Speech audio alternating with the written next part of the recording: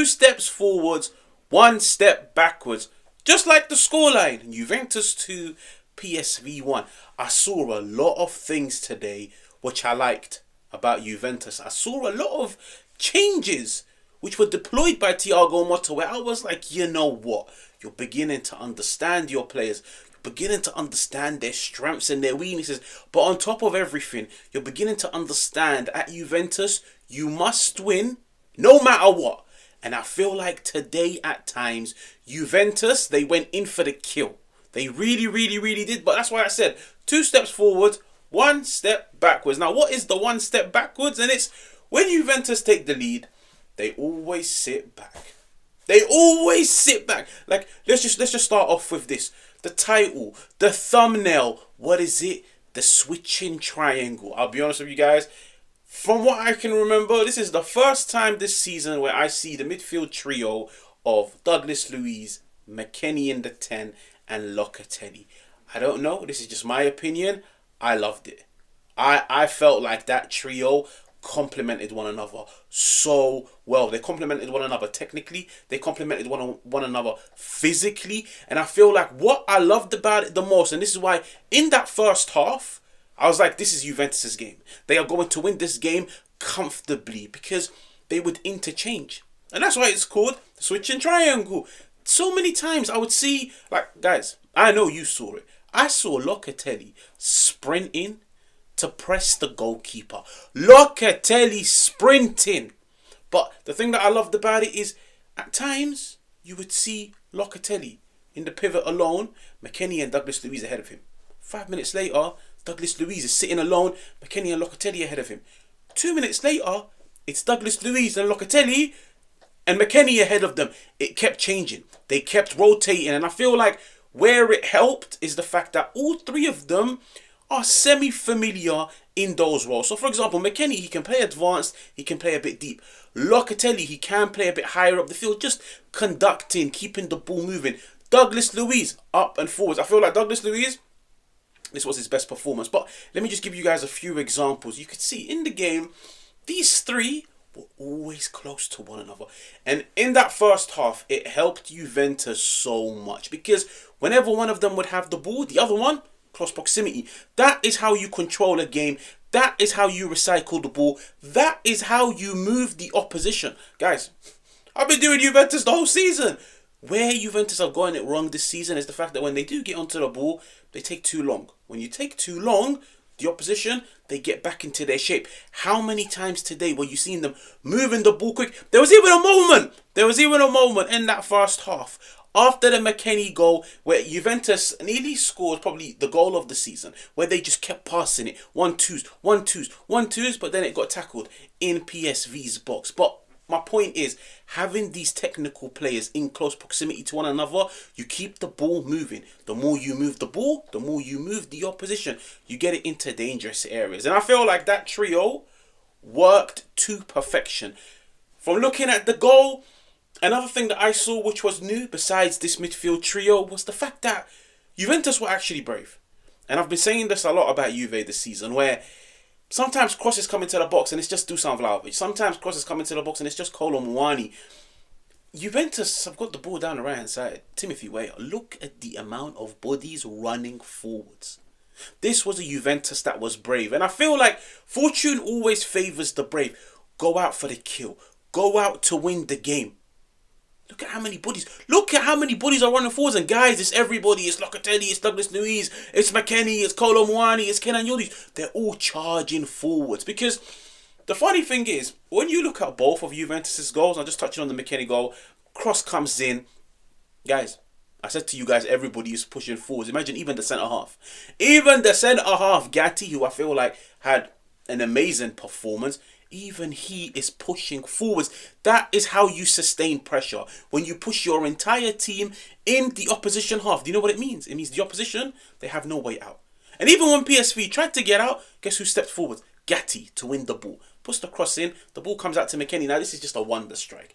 The execution, the timing, the power, the accuracy. This is a wonderful goal, okay? But it all comes from the fact that Juventus, they pushed the entire teams forward. PSV tried to get out, they couldn't because there were Juventus players all over the pitch. The cross comes in, it's not only one player charging at the ball. Kolo Muani tried to get onto it. Kenan at the back post tried to get onto it. When the ball was cleared, there were still Juventus players outside the box. This is the benefit of playing as one, attacking together, defending together. And I feel like even when you look at the game-winning goal, it was the exact same thing. Juventus, Conceição, he comes on. I feel like he really done well. And I've always said, for me, Conceição is great coming off the bench. Against tired legs, he can have an impact. He goes down the byline. He puts the cross into the box. The beauty of putting more than 4 or 5 players into the box is the fact that if there was a rebound, you're guaranteed to get onto it because your players are in the box. If there was a clearance, your players will get onto the ball. Just like the McKennie goal. Commit the team forward. Cross comes in. Keeper swipes at it.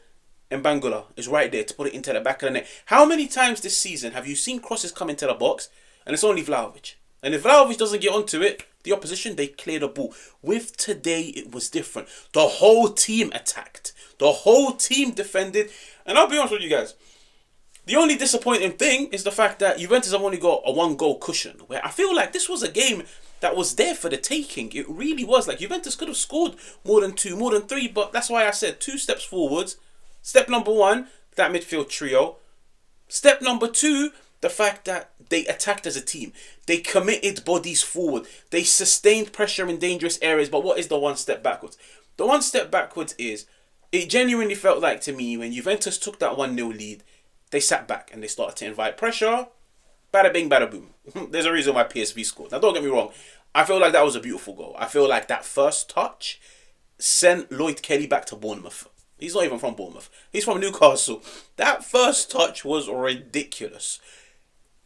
Goalkeeper's near post, but I think that goal was just a wonder strike. It was individual brilliance, but Juventus, they sat back in the second half. Like they had just over 40% of the ball. They sat back. They allowed PSG. They allowed, what is going on today? They allowed PSV to push and pile bodies forward. And when you've only got a 1-0 lead, you will concede. If Juventus had maintained the whole game, going in for the kill, going in for the attack, I guarantee you they would have scored more than 2-3 goals. Because PSV, they're not that good. They're not that good. Defensively, I feel like they really struggled to contain Juventus, especially when Juventus were pressing in the first half. The game was there for the taking. It really, really, really was. Don't take your foot off the gas. The best teams, they attack from minute 1 to minute 90. Because when you attack, it's a form of defense. Why? Because you have the ball. If you have the ball retention is a form of defense. So even if you're attacking, the opposition can't score. You've got the ball. The person who has the ball is the only person that can score. Juventus in the first half, they sustained pressure. They retained the ball. They took the game to PSV. They created opportunities. They scored goals. They didn't let them out. In the second half, I feel like it was different. They sat back. They allowed PSV back into the game. And yeah, towards the end, they stepped it up again. But why does it have to be towards the end? And there's one player I have to give a special shout out to. Defensively, I'm not too keen on him, but I feel like it's still early. He's still adjusting to his teammates and to Motta's principles, and it's Ronard Vega. But where he stood out for me the most, guys, this dude made 17 passes into PSV's final third. Let me just repeat that for you guys. He made 17 passes into... Let me compare that to Gatti. Gatti made 5, and Gatti had an amazing game. But no Juventus defender has made more than 12 passes into the final third this season. In today's game, Ronaldo Vega made 17.